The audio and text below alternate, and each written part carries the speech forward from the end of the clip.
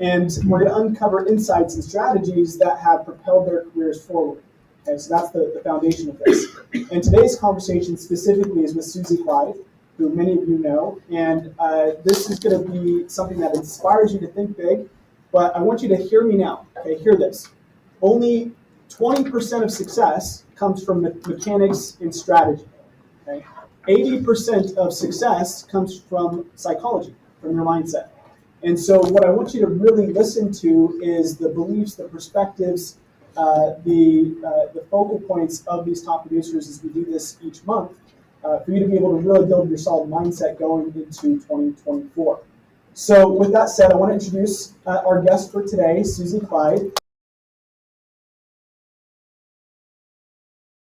And a little bit about Susy. Our guest is a phenomenal rock star in this industry.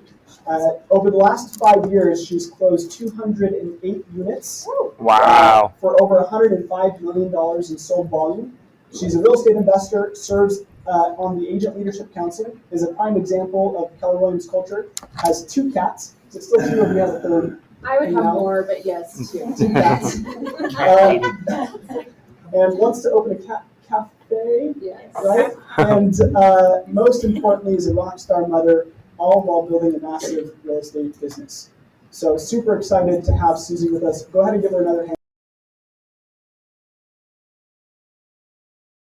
So, Susy, before we dive into the real estate conversation, I just want to know a little bit more about your background prior to getting into real estate. Where did your entrepreneurial kind of journey start? Okay, that's a great question. I feel like anytime you want to know why someone works the way they do, why they do what they do, there's the story behind it, which I definitely have a story behind why I do what I do. I love that he gave me all the questions in advance so that I can let's see, what did I write down about that? So I'm from Rexburg, Idaho. I come from, there's 8 kids in my family, and I'm number 6. And my parents were both teachers. We did not have a lot of money. We just didn't have a lot of money. So my mom taught us how to work. Work is a very big value in our family. And so I learned at a very young age, you work. We work. At age 12, I was buying my own everything. My mom kind of, at age 12, it was, you're kind of on your own financially. That's when you would buy your own shampoo, conditioner, pay your own school fees. In high school, I was on the drill team. I paid for drill team. So work was really ingrained. My mom was also just very creative on the things we would do for work. That's a whole other story, and it's very Idaho. But she was creative, and to feed that many people in our family, she was, we just had to work, and she was creative. I milked the goats morning and night. These are goat milking hens. I'm very strong, actually. I might be small, but I'm very strong. I think it's just the Idaho background. So that said, my work ethic was ingrained very young. But then when I got married, I had to pay for my own college, and I worked all the way through college. And not only did I work through college, I worked very hard because I was very stressed about tuition. And that was a lot of money for me. And so I worked 2 jobs in the summertime. I went up to West Yellowstone to work one summer. I worked 80 hours a week. And you might say, how can you do that? There's not enough hours. I worked 6 in the morning till 2 at a breakfast lunch place. And then I ran down the road to a t-shirt shop and worked 2 to 10. So it was whatever it took. The fear of failing was bigger for me. I was not going to not get through college. So I graduated from Rick's College, then I came to BYU, and I graduated in social work, which I feel like real estate, I'm definitely a social worker. I am putting out fires that we are having conversations with our clients where we're even trying to keep marriages together, right? It is therapy. We are doing therapy in our real estate careers. Are we not? It is nonstop social work. So I graduated from BYU and got married. And when I was 23, I had just had my first baby that year, and I was staying home, and it was really weird for me. I really struggled to not work. I didn't know what to do with myself, and I was making myself crazy. I think I do better as a mom when I work. So I got invited to a Mary Kay party. And if you all remember the Mary Kay parties, Mary Kay has been around for over 60 years, but the Mary Kay cars. So growing up in my family, because we didn't have money, we drove a lot of clunker cars, and I hated breaking down. Our cars broke down all the time. My dad would get like $1,000 car, fix it, and I hated that feeling of being so helpless, stranded. It was before cell phones. It was like traumatic. So I got invited to this Mary Kay party, and I showed up, and I saw the Mary Kay cars. There were pink Cadillacs, there were red Grand Ams, they had a Platinum Grand Prix that was like the middle. And so the one thing about me is I'm also teachable, and I don't ever feel like I have to reinvent the wheel. I will just say, tell me what I need to do, and I will do it, and I'm going to do it. So I saw the cars, and I was like, how do I get the car? Leaning forward in the meeting, how do I get the car? I'm sure that the directors at that meeting were like, oh, we're recruiting that one right there. She already wants to know about the cars. I signed up, and I was like, oh, how long will it take me to get a car? And I don't know, I would say that the directorship and car winners in Mary Kay was like 1%. So I wanted to get my car keys across stage at seminar, which was 2 months away. And I was like, I'm going to do it. They'll tell me exactly what I need to do, and I'll do it. And I did. I got my first car. I earned 3 cars in Mary Kay. How long did it usually take for people to get to that stage? Some people never do it. They all say, like, this is the thing in real estate too. I feel like we want the money, we want the success, we want the free cars, but are we willing to do what it takes to get the cars, to get the success? I was a Mary Kay sales director. I became a director at the same time. And I was a Mary Kay sales director for 9 years. And I always felt like, where's the other people that, like, they say they want it and then they just don't do it? Where's some more Susys? I need some more Susys on my team, right? So I earned my cars. I wear these diamond rings because they're blood, sweat, and tears. You can earn jewelry in Mary Kay. The thing I loved about Mary Kay, and it really feels the same here at Keller Williams. What I liked is we were told God first, family second, career third. And when I heard that, and because I wanted to be home with my kids but have flexibility, I ate that up. I ate up the leadership, I ate up the dreaming big. Like, I was all about, like, what? Like, I earned this car, and now I can, like, set goals and dream really big, which we can do here too. And Gary Keller has those same, like, God first, family second, career third. So that's one thing that Keller Williams to me was just like Mary Kay. Mary Kay, this diamond ring is a bumblebee. So the bumblebee scientifically is not supposed to be able to fly because its body is too big. But when Mary Kay started the company, it was kind of a man's world, and she just was like, no, I want to create an opportunity where women can dream big and become self-made millionaires. So I really loved Mary Kay, but then I went through a very sad and very hard divorce. I was pregnant with my 4th, and at that time is when I shifted, and I decided I just need to be able to, like, mentally show up to a job and show up, get paid, leave, like, mentally, right? And I needed benefits. So doing that, I worked corporate. I thrived. I liked it, but I missed being home with my kids, and I would cry every summer. Every summer, I was just like, my kids are calling me all day, wanting to know when I'm coming home. They're fighting. They're doing all the things. And so in 2018, I got my license while I was working, and it was, I don't know how you can balance work and real estate. I feel like Dean probably agrees, like, that's when you make mistakes, when you're just a little part-time agent. And so 2018 summer is when I was like, I'm quitting, I'm doing this. And in May, I put in my notice, I quit my job, and I went after it. Where's that water? I know I'm not a public speaker, just so you all know. When Shoni asked me if I would do this, I was like, oh. I like to be on the board as far as like I've sold stuff. But I don't necessarily want to be up here in the spotlight, just so y'all know. We appreciate you being here. And I think some of the things you just talked about that are interesting to me. Number one, the belief that you mentioned is so true, is that oftentimes when we set out to achieve or accomplish something, maybe it's a financial target or a specific goal, one of the mistakes that people make is not asking themselves, what is the price that I would have to pay to attain that goal or that income level, right? And so even going back to Mary Kay, what do I have to do for the car? What do I have to do? And then you made that commitment of whatever it's going to take to get to that outcome. But oftentimes we don't define what is the price that has to be paid for whatever the success is that we have to make.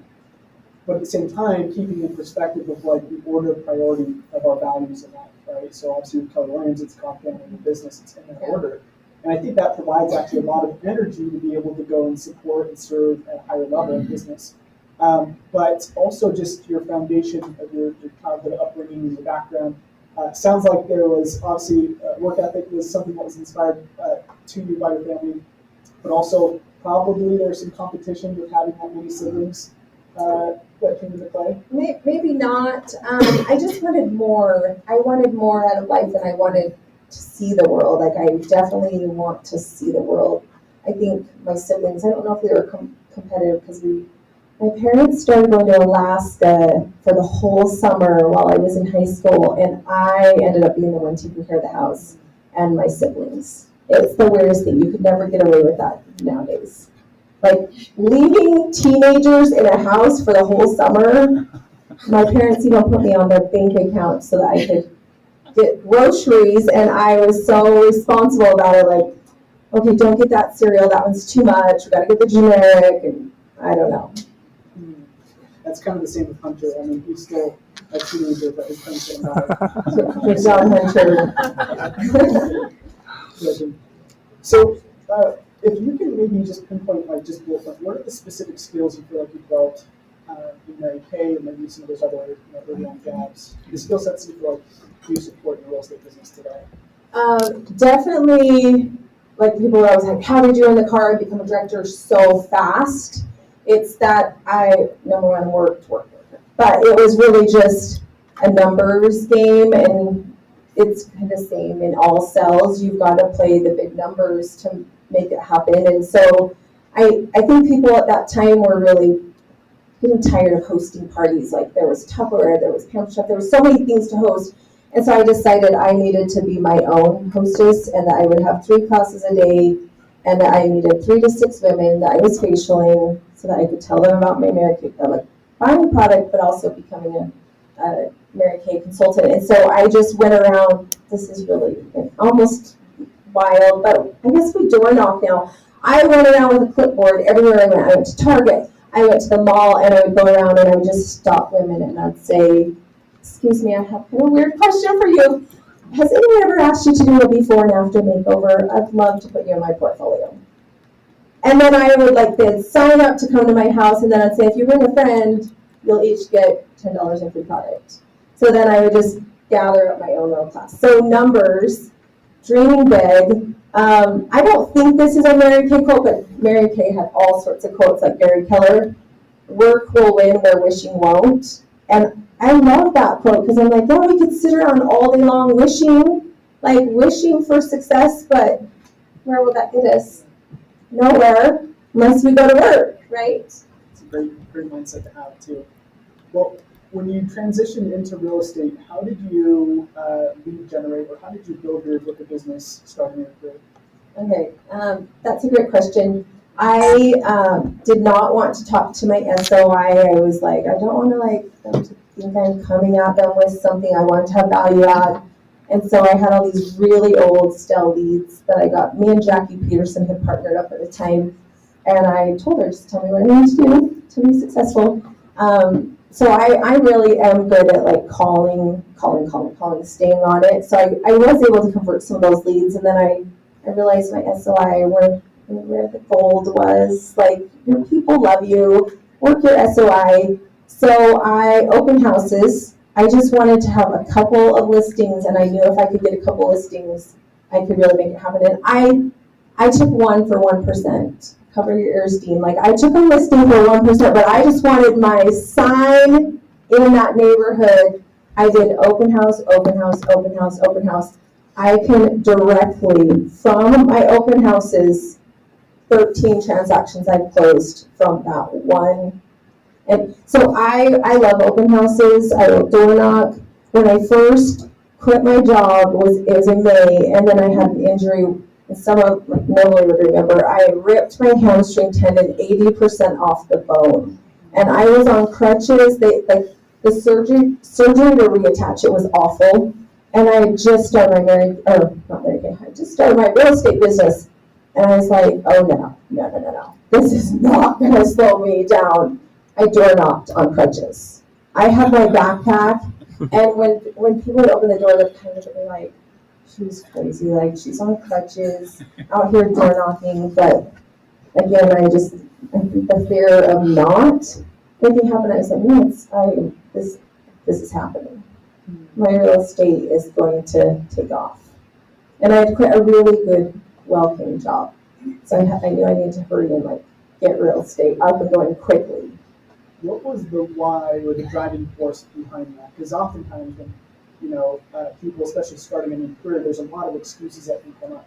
That, I would say, is a pretty dang good excuse, right? Of why not to make things happen. Oh, I could have sat there for months letting that thing heal. Totally. So, like, there's had to be something that was pushing you to do what most people wouldn't do. What was that driving force? I'm just not, I don't know, the fear of failure is bigger for me. Like, I'm going to make it happen. But I also, probably, I would say, because I had gone through a divorce, and at that point I was remarried to Tim, but I just still felt like I'm never going to be in a position, so then it's probably that fear, I'm never going to be in a position again where I can't provide for myself and my kids, and I need to get real estate up and going, and my kids are my responsibility and financially. But also, starting real estate was really, at my job, I was working at several training companies as a client developer, and I really felt like I'm building an empire for someone else. I'm building and creating something for my boss or whoever owns the company. So in real estate, I can create my own empire. That was a big thing, and then having flexibility to be around for my kids. Yeah, that's great. And I think that's a question everybody really should look at for yourself. The reality is that everybody has different motivators, and but kind of the two foundational ones for most all human beings comes down to either we're motivated to move away from potential pain, right, fear, or we're motivated to move towards something of pleasure.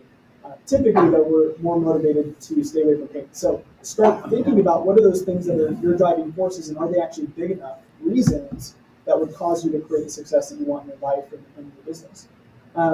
Now, with your kind of starting path, are those the same lead generation methods you use now to build your business? Have they evolved over time? So I feel too busy these days to do my open houses, so I like to throw out open houses to let all the newer agents pick them up. And sometimes I'll come and spend time with some of the newer agents at the open house. But I really, SOI and events, like I jumped on events right away. I loved that Keller Williams does a couple events I knew I could count on every year. So events. So with my SOI, I want it to be a value add. So it's events. I would do drop-bys of like pumpkins and things like that throughout the year.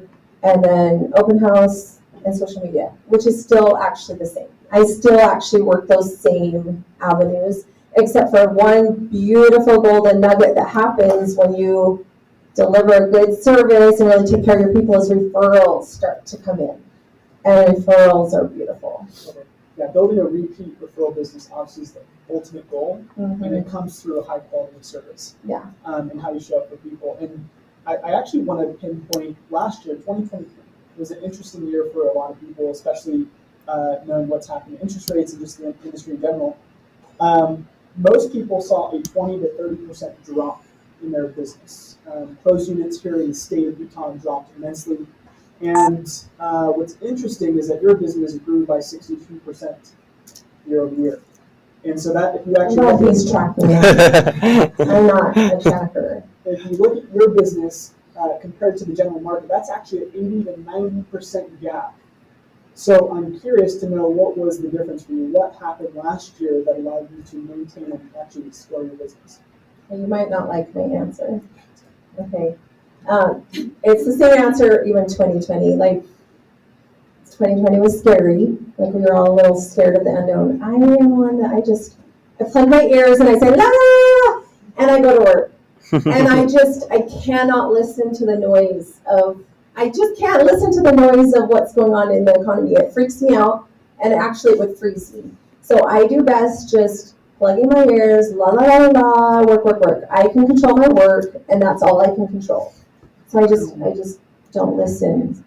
What's that? That's a perfect answer. Well, I hope it can work for others. Like, plug your ears, people, just keep working. Go to work. What I'll highlight is that's underlying belief, perspective, mindset. That's one of the things that is required to win this market, is realizing complexity is the enemy of execution.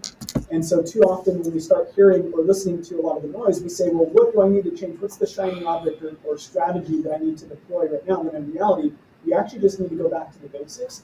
And it really comes down to doing the same steps that have caused success in the past, which is one of the things I've heard is that successful people are okay with doing the mundane, right? Doing the things that are not sexy, they're not fun, but you just have to do the same thing day in and day out. And over time, you have this compounding effect that takes place, which we've noticed for sure with your business.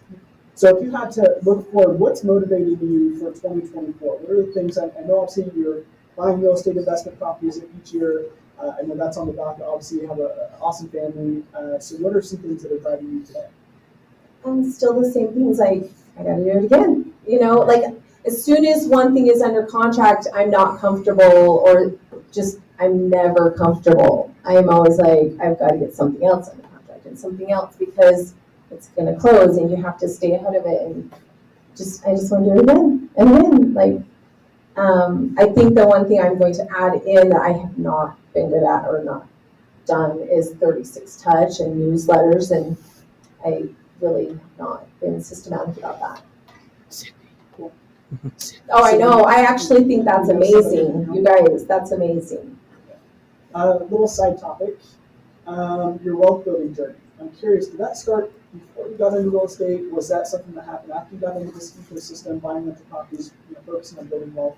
Where did that all begin? It was 100% listening to Clay and Johnny and Johnny's wealth building. And that opened my eyes. Like I really was creating my own empire in real estate, but I wasn't quite thinking about retirement and getting a bunch of properties. And when I would listen to Johnny break it down and all the benefits that we have as agents, like in real estate, the tax advantages, just the amount of wealth that you can accumulate because we're realtors and that we can buy real estate, it's amazing. So when I read that question, I was like, okay, when did we buy our first property? 2020. We have 4 houses, 3 condos, and 1 townhome. So 8 properties since 2020. Wow. So in 3 years. And I did feel the frenzy of inside me, like, I've got to just, while these interest rates are low, I've got to get as many as I can. I know I tease sometimes, and I've said this before, like some women buy shoes, some women buy purses. Oh, no. Real estate, like that's what we buy. That's awesome. And the interesting thing is, because we talk a lot about wealth building here at KW, and I just want to kind of hit home the reason for that being is you are on a self-directed retirement plan as a real estate agent. And there is no 401k, there is no Roth IRA or something like that that's coming to save you. You have to be very intentional about your exit strategy or not be able to exit to the extent you want to. And so we want to help kind of spark that conversation and help really help you through that process as well. Getting started, was buying your first property a little scary? Or was it something you were just like, this is going to be easy? No, it's scary every time. Like, and you overthink it. And I remember going to like the RIA classes, and they were like, don't overthink it. Just buy one, just get one and get started. And I think Johnny was saying the same thing. So I was like, we're doing it.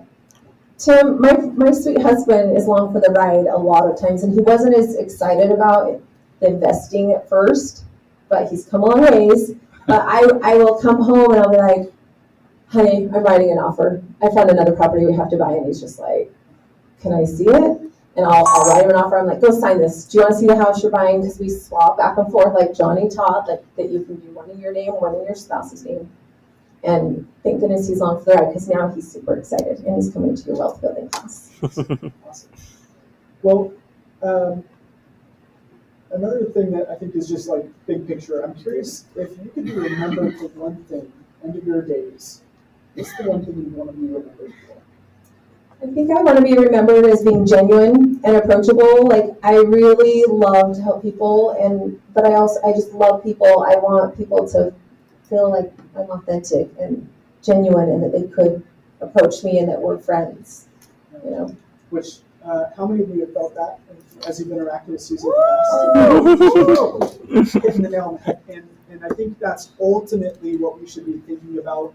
Yes, we talk about business building, wealth building, all these different things, but the reality is, at the end of time, we're not going to be saying how many homes we sold in a single year. What we're going to look at is how we live life, how we support the right people. So start thinking about how you want to show up. And as a byproduct, you will earn more money. As a byproduct, your business will grow. So just think that as a foundational piece. Is there anything I haven't asked that I should have? No. I mean, like what? Tim was here. Yeah. Well, I want to give just maybe, if Hunter, if you and Mike, just 2 or 3 things that you guys have heard today that has either inspired you or that you're grateful for, just to show some appreciation for Susy being able to show up with us today. No. So I had a question for you. So most of your stuff is SOI or referral stuff. And you do get people that you don't know, maybe from the open houses. Is that right? Yeah. Okay. Do you have any type of marketing that caters to the people you don't know, that draws the leads in at all? I just try to connect. Like and if I'm in an open house and I get their information, I'm like going to ask if the house they're coming through isn't a fit. Well, can I help you? But I'm going to stay on them until I get a no, and I'm going to try to do it in not an annoying way, right? Like, I don't want them to feel like I'm just attacking them, but I give the space, but really just try to be relatable and connect with people. I just love what I heard about how aggressive you were about creating results quickly. You weren't willing to wait for a 5-year plan to get that car. You were determined to get there quickly. And really, we have the ability to ramp up our efforts in this business and do things very quickly. And it's easy to get stuck in listening to what everybody's saying and instead of creating results. So thank you for your example there. Thanks, Jen.